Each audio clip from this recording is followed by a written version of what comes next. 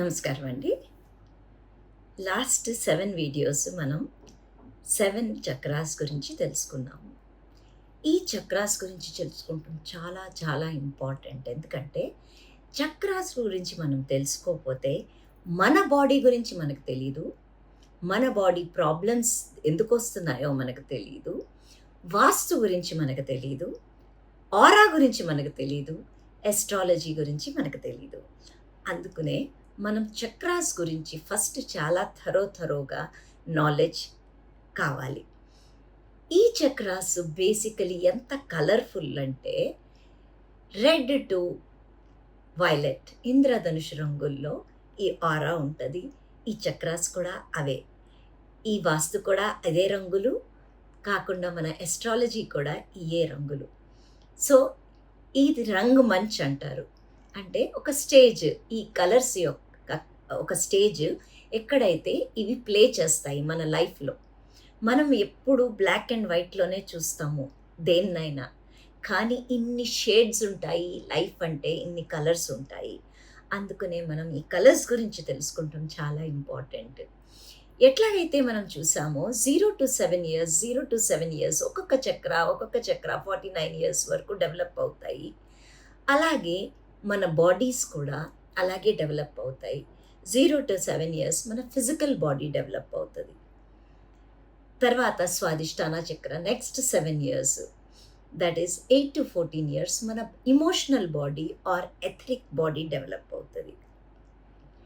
Next మన intellectual body or mental bodies, మన solar plexus develop అవుతుంది.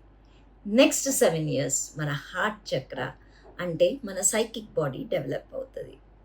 దాని తర్వాత మన విశుద్ధ చక్ర అంటే నెక్స్ట్ 7 ఇయర్స్ మన థ్రోట్ చక్ర డెవలప్ అవుతుంది. ఏదైతే మన స్పిరిచువల్ బాడీ అది డెవలప్ అవుతుంది. తర్వాత నెక్స్ట్ 7 ఇయర్స్ మనకి ఆజ్ఞాచక్ర డెవలప్ అవుతుంది. ఆజ్ఞాచక్రని మనం కాస్మిక్ బాడీ అంటాము.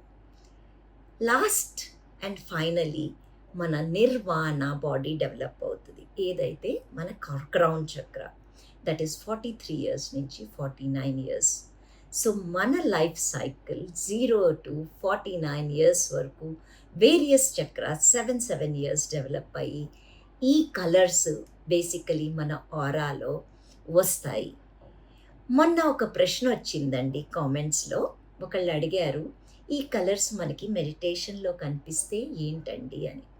చాలా మంచిదండి. మీకు కలర్స్ కనిపిస్తుంటే బేసికలీ ఏ కలర్ కనిపిస్తుందో ఆ చక్ర రిలేటెడ్ సంథింగ్ సర్ఫేస్ అవుతుందో, డీప్ ఉన్నది, లేకపోతే ఆ చక్ర డెవలప్ అవుతుందో అన్న విషయం మనం తెలుసుకోవాలి. కానీ అన్నిటికంటే ఇంపార్టెంట్ ఏంటంటే మనం ఒక కలర్ దగ్గర ఆగిపోకూడదు.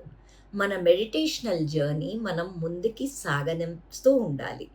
ఎందుకంటే ఒక కలర్ మనకి హయ్యర్ కలర్ కనిపించింది అనుకోండి, వైలెట్ కలర్, వావ్ నేను ఆ స్టేజ్కి చేరిపోయాను అనుకోవచ్చు మనం. మళ్ళీ నెక్స్ట్ ఏదైనా లోవర్ కలర్ కనిపిస్తే అరే ఏమైంది, నా మెడిటేషన్ కిందకి వెళ్ళిపోతుందా అన్న విషయం మనం అనుకోకూడదు.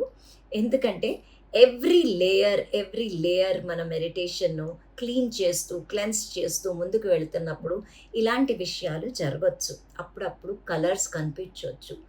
ఎప్పుడు వరకు మీకు ఏ కలర్ కనపడదో శూన్యం, అప్పుడు వరకు మన మైండ్ కూడా ఒక్కోసారి ప్లే చేస్తూ ఉంటుంది. మనకి హయ్యర్ కలర్స్ కొన్ని తెలుసు కాబట్టి ఆ కలర్స్ చూస్తానికి మన ఇన్నర్ ఎనర్జీ ట్రై చేస్తుంది. మనని మెడిటేషన్ నుంచి డీవియేట్ చేస్తానికి మైండ్ గేమ్స్ ప్లే చేస్తూ ఉంటుంది. సో మనం అవేర్ఫుల్లీ దాని దగ్గర స్ట్రక్ అవ్వకూడదు. మనం ముందుకు వెళ్తూ ఉంటే మన జర్నీలో మనం ఏది ఆశించకూడదు. ఈ కలర్ కనిపించాలి, ఈ కలర్ కనిపించకూడదు అని కూడా ఆ భావం పెట్టుకోకూడదు. ఆ మెడిటేషన్లో మనం ముందుకి వెళ్తూ ఉండాలి. ఎప్పుడైతే రామకృష్ణ పరమహంసకి కళ్ళు మూసుకుంటే కాళికాదేవి వచ్చేస్తున్నట్టు, అమ్మ అన్నం పెట్టు అని అడుగుతున్నట్టు అవే కనిపించేయి.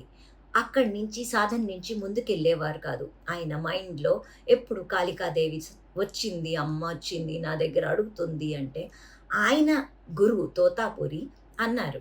ఎప్పుడైతే నీకు అమ్మ కనిపిస్తదో, అక్కడ పక్కన ఒక కత్తి ఉంది. ఆ కత్తితోటి ఇట్లా కొట్టేసేయి అమ్మని. అప్పుడు నీకు దాని నుంచి ముందుకెళ్తావు సాధనలోకి అని ఆహ్, చెప్పారు.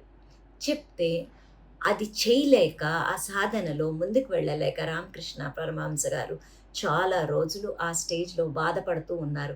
ఎందుకంటే అమ్మతోటి ఎంత ప్రీతి అంటే, ఆ అమ్మని ఇడిచిపెట్టుకోలేక, సాధనలో ముందుకెళ్ళలేక ఆయన బాడీ, ఆయన మైండ్ అంతా చాలా డిస్టర్బ్డ్ ఉండేది. సో, కానీ గురువు గురువే కాబట్టి ఆయన అది జరిగేటట్టు చూశారు. ఎప్పుడైతే అది జరిగిందో రామకృష్ణ పరమహంస ఆయన సాధనలో ముందుకు చేరుకుని ఎంత పెద్ద ఎన్‌లైటెన్ మాస్టర్ అయ్యారో మనకు తెలుసు. అందుకనే ఏ కలర్స్ కనిపించినా అవి జస్ట్ ఒక ఇండికేషన్ అనుకుని మన సాధనలో మనం ముందుకు వెళ్ళాలి. నమస్తే.